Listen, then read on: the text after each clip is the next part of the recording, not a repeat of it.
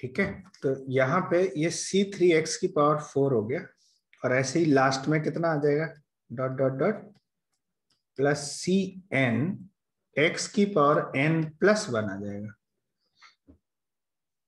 cn x की power n+1 ऐसा आ गया। ठीक है, तो आप देखो आ गया कि नहीं आ गया ये। और अब आप क्या करेंगे, डिफरेंशिएट बोथ साइड। अब लेकिन जैसे डिफरेंशिएट करेंगे तो यहाँ पे देखो दो फंक्शन का प्रोडक्ट है, तो यहाँ पे थोड़ा प्रोडक्ट रूल लग जाता है डिफरेंशिएशन का। तो प्रोडक्ट रूल क्या होता है, थोड़ा आपको मैं यहाँ पे बता देता हूँ कि dy/dx of u into we, ये दो फंक्शन का प्रोडक्ट है u और v का। तो हम क्या करते हैं, एक बार में एक का ही डिफरेंशिएशन करते हैं, u into dv/dx plus v into du/dx, ये फॉर्मूला लगाते हैं। जैसे एग्जांपल ले लेते हैं कि dy/dx of let's say e to the power x into sine x है, इसका डिफरेंशिएशन करना है। तो हम क्या करेंगे, इसमें देखो दो फंक्शन का प्रोडक्ट है तो प्रोडक्ट रूल लगेगा इसमें। तो यहाँ पे एक बार में एक का ही डिफरेंशिएशन होगा, जैसे e to the power x का डिफरेंशिएशन यही होता है। तो sine x into e to the power x का differentiation dy/dx of e to the power x plus क्या होगा, e to the power x into dy/dx of sine x, ऐसा। तो यहाँ पे इस तरह से आप अप्लाई कर सकते हैं।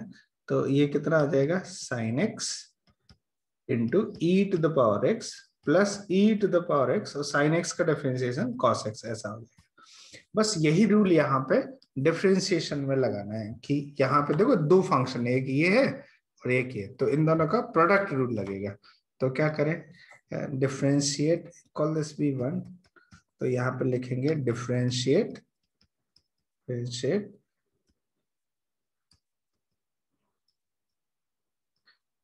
वन बोथ साइड,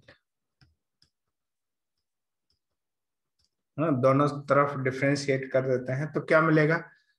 तो यहाँ पे देखो 1 plus x to the power n into dy/dx of x plus फिर क्या लिखेंगे x into dy/dx of 1 plus x to the power n, ऐसा आ गया, इज इक्वल टू। अच्छा, राइट साइड में डिफरेंशिएशन करेंगे तो कितना मिलेगा, ये c0 plus 2c1x plus 3c2x² plus 4c3x³ plus dot dot dot plus कितना आ जाएगा, ये n+1 cn x की पावर n, ऐसा हो गया। क्या इतनी बात समझ आई, इज दिस क्लियर। अब क्या करेंगे यहाँ पे कि दिस इम्प्लाई, अब x की जगह में x को 1 पुट कर देता हूँ। 1 पुट करते ही क्या मिलेगा, देखो यहाँ पे ये 1 प्लस एक्स मतलब 1+1 2 to the power n into x का डिफरेंशिएशन है तो 1 ही होता है, प्लस x की जगह 1 पुट कर दिया तो ये प्लस,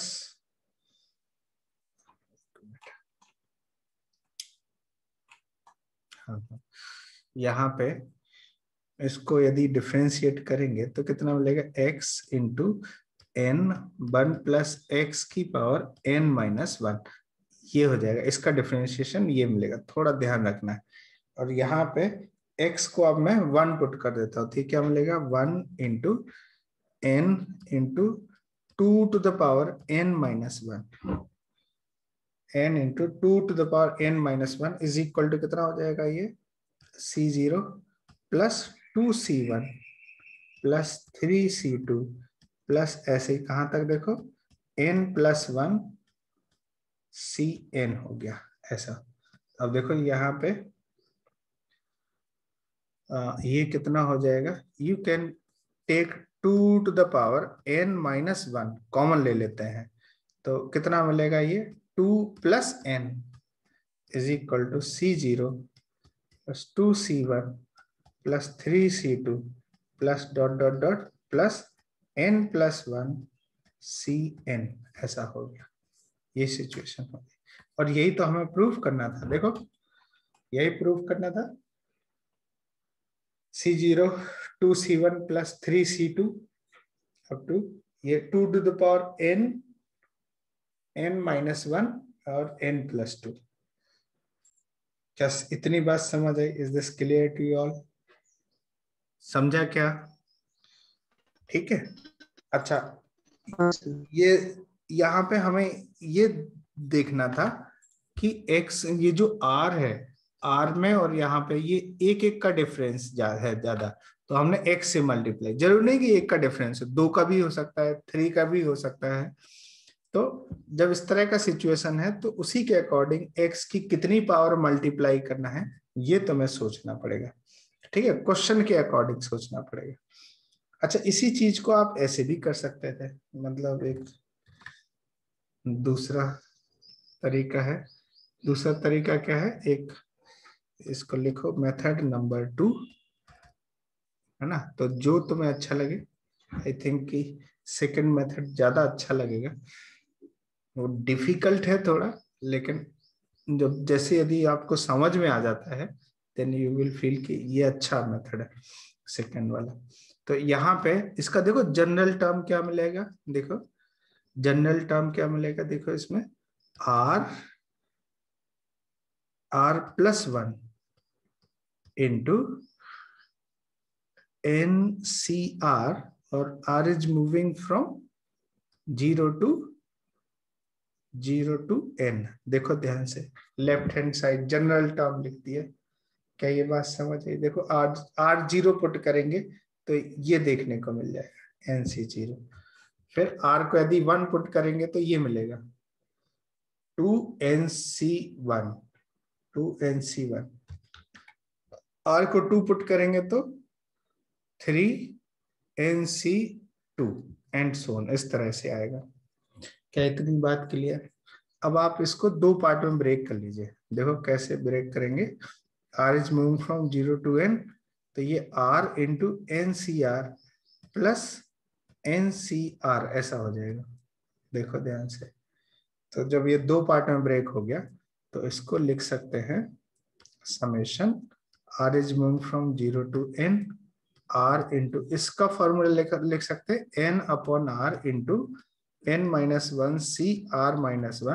और प्लस NCR। अब क्वेश्चन ये है कि सर आपने ये फॉर्मूला ही क्यों लगाया? तो ऐसा लगाने के कारण ये था कि ये जो r था ये r कैंसिल करना था मुझे, क्योंकि ये r प्रॉब्लम कर रहा है। अब देखो ये यहाँ पे जो n है इसको तो हम बाहर निकाल सकते हैं, तो ये हो जाएगा n times summation r is moving from 0 to n, और ये n-1 CR-1 plus summation NCR, r is moving from 0 to n। देखो ध्यान से, अब ऑब्वियसली जब इसमें जो ये फॉर्मूला लगाते हैं तो r यहाँ पे ये एक नंबर शिफ्ट हो जाता है, 0 की जगह फिर क्या करेंगे 1 पे चला जाएगा, तो यहाँ पे जो 0 लिख दिया इसकी जगह क्या लिखना चाहिए हमें, 1 लिख देना चाहिए। ऑब्वियसली यदि हम यहाँ पे 0 पुट करेंगे तो C नेगेटिव का कोई मतलब है नहीं, नेगेटिव यहाँ पे नेगेटिव वैल्यू का कोई मतलब नहीं, तो ये यहाँ पे 1 से ही स्टार्ट होगा ये चीज सिचुएशन, ये चीज याद रखना है ना। अब एक क्वेश्चन यहाँ पे है, ये क्वेश्चन का आंसर आप ढूंढ के लाओगे नेक्स्ट टाइम कि ये 0 की जगह जब आप ये फॉर्मूला लगाते हैं तो ये 1 यूनिट आगे क्यों शिफ्ट हो जाता है ना, ये R1 से क्यों आगे प्रोसीड हो जाता है, इस क्वेश्चन का आंसर आप ढूंढोगे इधर पे, है ना।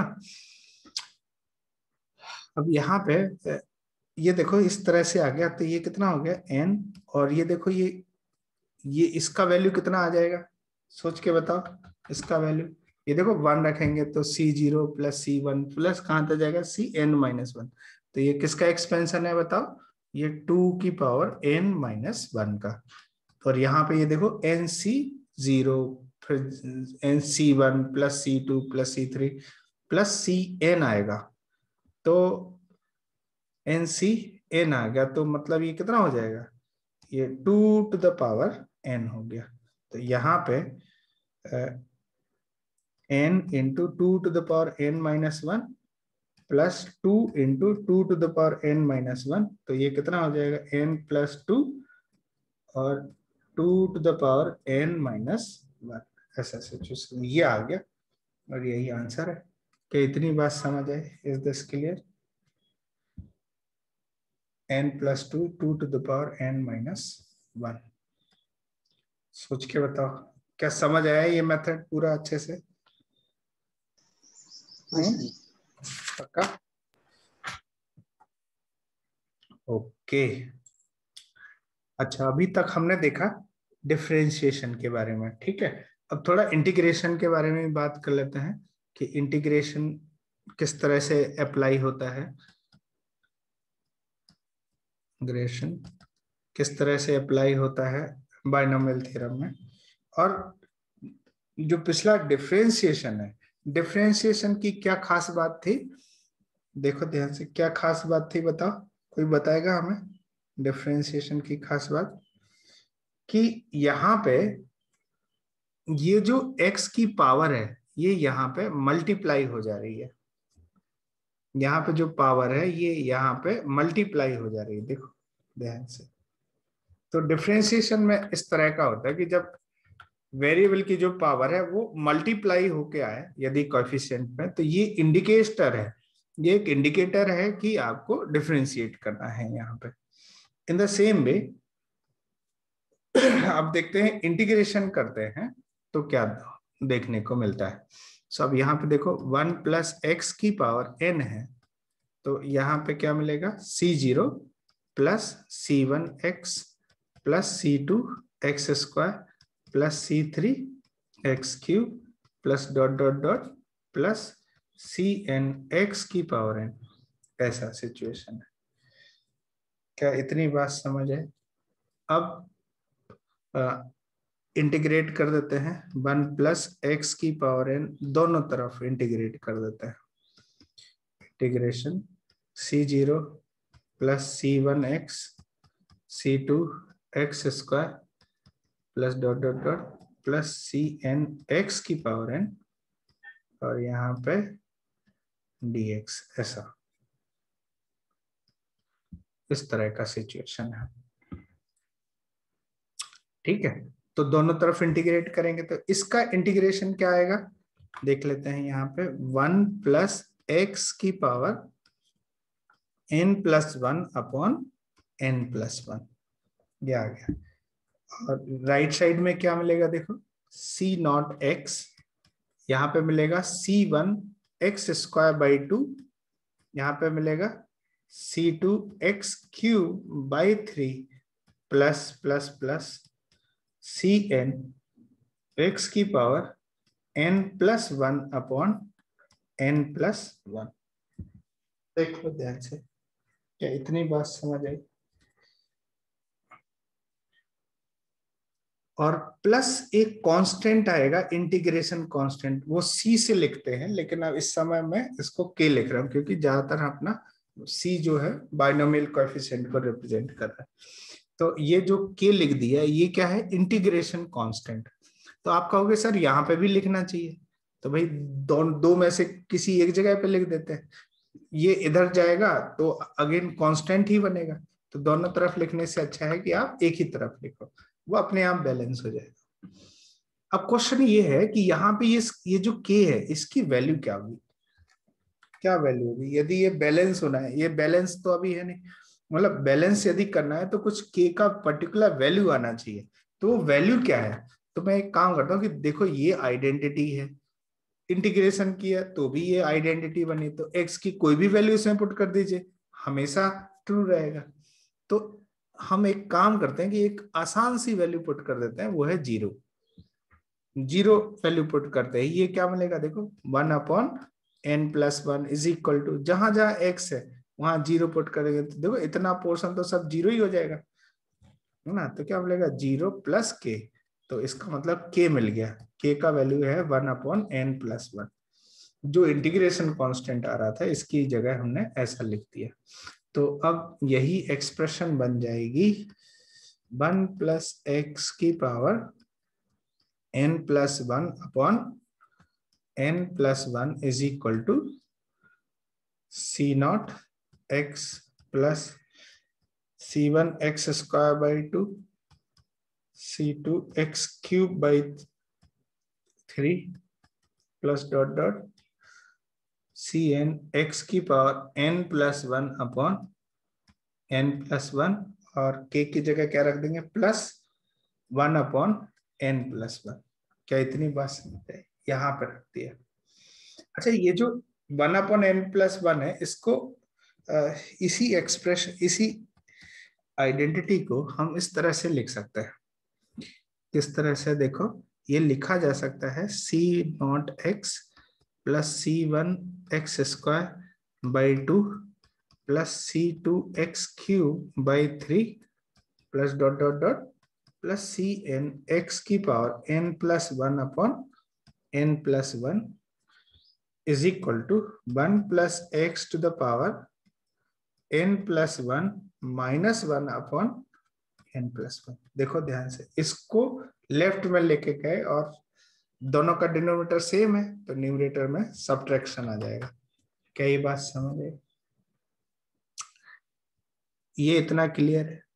अच्छा, यही चीज हम इसको समेशन में ऐसे भी लिख सकते हैं कि समेशन, देखो क्या आ जाएगा, NCR अपॉन R+1 और x to the power R+1, और यहाँ पे R मूव कर रहा है 0 से n+1 तक, 0 से n तक मूव कर रहा है। R moving from 0 to n, और इसका वैल्यू हो गया 1 plus x to the power n+1 -1 upon n+1, 1 plus x की पावर n+1 -1 अपॉन n+1, इस तरह का हो गया। क्या इतनी बात समझ आई? अब ये तो, अब ये बैलेंस है, आप चाहे तो ये है आइडेंटिटी, तो अब आप इसमें कुछ भी वैल्यू पुट करोगे, ये हमेशा ट्रू है हर एक वैल्यू के लिए, 1 2 3 आयोटा ओमेगा कुछ भी पुट करना है, यहाँ सब पुट कर सकते हैं। तो लेट से मैं यदि x की वैल्यू 1 पुट कर दूं इसमें, x इज इक्वल टू 1, तो इसका क्या मतलब आएगा? ये कितना हो जाएगा? c0 plus c1/2 plus c2/3 plus dot dot dot cn upon n+1 is equal to कितना हो जाएगा? 1 पुट करेंगे तो ये आएगा 2 की पावर n+1 -1 अपॉन n+1। ऐसा सिचुएशन हो गया। क्या इतनी बात समझ है? Is this clear to you all? है ना? और यहाँ पे देखो ध्यान से कि एक पैटर्न देखने को मिल रहा है। डिफरेंशिएशन में क्या होता था कि यहाँ जो पावर होती थी उतना ही मल्टीप्लाई हो जाता था, लेकिन इंटीग्रेशन में क्या हो रहा है कि x की जो पावर है, x की जो पावर है, ये यहाँ पे x की पावर यहाँ पे 2 हुआ करती थी इंटीग्रेशन से पहले, तो जब इंटीग्रेशन करते हैं तो ये पावर एक बढ़ के नीचे आ जाती है, तो यहाँ पे ये जैसे R2 है तो यहाँ पे R+1 आ जाएगी, एक ज्यादा वैल्यू आ जाएगी यहाँ पे। और यदि कुछ कांस्टेंट, ऐसा नहीं है कि सिर्फ एक ही ज्यादा, आप कुछ और ज्यादा करना चाहे, जैसे यदि आप चाहते हैं कि यहाँ पे 3 की जगह 4 आ जाए, यहाँ पे 2 की जगह 3 आ जाए, तो आप क्या करोगे? पहले एक और x की पावर रेज करोगे। एनसीआर में x की पावर r होता था, आप चाहते हो कि डिनोमिनेटर में r+3 आ जाए, तो आप क्या करोगे कि दोनों तरफ x² से मल्टीप्लाई करोगे, तो ये x की पावर कितना हो जाएगा? r+2, और जब इंटीग्रेशन करेंगे तो डिनोमिनेटर में क्या आ जाएगा? r+3, इस तरह से। तो जिस तरह से डिनोमिनेटर में सिचुएशन हो, उसी के अकॉर्डिंग हम x या x की पावर से मल्टीप्लाई करते हैं, और यहाँ पे यदि ये एक का डिफरेंस है तो फिर इस तरह से किया जाता है। क्या इतनी बात समझ? Is this clear? यदि क्वेश्चन पूछा है कि prove that this is equal to that, तो आप क्या करोगे? सबसे पहले आप एक बाइनोमियल थ्योरम ये उठाओगे और उसके बाद इसको इंटीग्रेट करने पे हमें देखने को मिला ये सारी सिचुएशन, और यहाँ पे फिर x को हमने 1 पुट कर दिया, तो ये आइडेंटिटी देखने को मिल गई हमें। ठीक है, अच्छा अब यहाँ पे एक मेथड और है, वो जो सेकंड मेथड है, वो कैसे यहाँ पे अप्लाई करेंगे? Method number 2। मेथड नंबर 2, इसका जनरल फॉर्म देखो कैसे लिखा जाएगा। जनरल फॉर्म देखो, NCR अपॉन R+1। ठीक है, और यहाँ पे R मूव कर रहा है 0 से लेके n तक।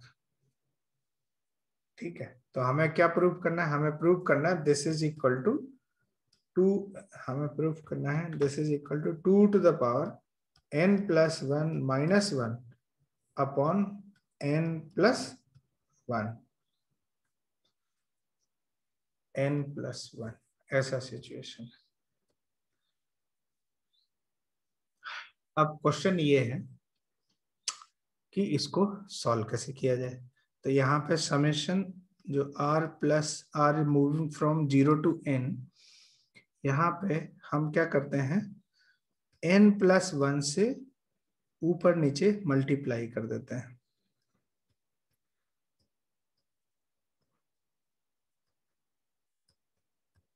क्या इतनी बात समझ आई? देखो, n+1 से ऊपर नीचे मल्टीप्लाई किया तो ये आ गया, और ये तो कांस्टेंट है, तो कांस्टेंट बाहर आ जाएगा, मतलब 1/n+1, और r is moving from 0 to n, और ये कितना हो जाएगा? देखो ये n+1 CR+1। देखो वैसे पिछले वाले जब डिफरेंशिएशन वाला सिचुएशन था तो वहां पे इसको ऐसे फॉर्मेट में कन्वर्ट कर रहे थे, लेकिन इसमें थोड़ा रिवर्स फॉर्मूला लग रहा है। देखो ऐसा क्यों लग रहा है? क्योंकि इस समय जो r था, वेरिएबल था, वो वेरिएबल डिनोमिनेटर में था। उससे पहले वेरिएबल r जो था वो न्यूमरेटर में था डिफरेंशिएशन में। जब वेरिएबल डिनोमिनेटर में है तो इसको खत्म करने के लिए हमें न्यूमरेटर में n+1 ऐड मल्टीप्लाई करना पड़ रहा है। अब देखो ये हो क्या रहा है? अच्छा, यहाँ पे अब ये कोई चेंज नहीं आएगा r में 0 से n, तो ये कितना आएगा? 1/n+1, और ये देखो ध्यान से, r जब 0 पुट करेंगे तो कितना आएगा? ये n+1 C1, n+1 C2, n+1 C3, और इस तरह से चलता रहेगा। कहां तक जाएगा? n+1 C n+1। तो आप समझ गए होंगे कि इसमें एक एक बाइनोमियल कोएफिशिएंट की जरूरत है, वो वाला 0 वाला। तो क्या हम इसको ऐसे लिख सकते हैं? 1/n+1 0 वाला, तो मैं 0 वाला ऐड कर देता हूँ, n+1 C0। तो इतना ही सबट्रैक्ट करना पड़ेगा क्योंकि आप चेंज नहीं करने जा रहे हैं। n+1 C0, तो यहां से यहां तक का सम जो है वो कितना हो जाएगा? 2 to the power n+1 and minus n+1 C0, ये 1 हो गया ऐसा। So how much it is? This is equal to कितना हो जाएगा? 2 to the power n+1 -1 upon n+1 ऐसा। और बस यही तो प्रूव करना था। देखो इस तरह से हो गया। तो ये सेकंड मेथड है, नोट करो फटाफट। कोई डाउट इसमें? अंशुमान, अवनी, गौरव, रेवती, शार, बताओ बच्चा लोग, any doubt in this situation? नहीं sir. Note down, note down. अच्छा, नेक्स्ट क्वेश्चन लिखो। यदि इतना समझ आया तो एक और क्वेश्चन मैं देता हूँ, इसको सॉल्व करो।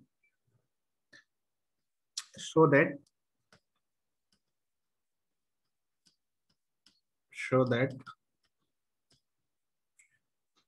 C0/2 plus C1/3 plus C2/4 plus dot dot dot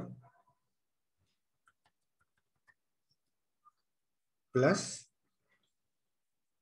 Cn/n+2 is equal to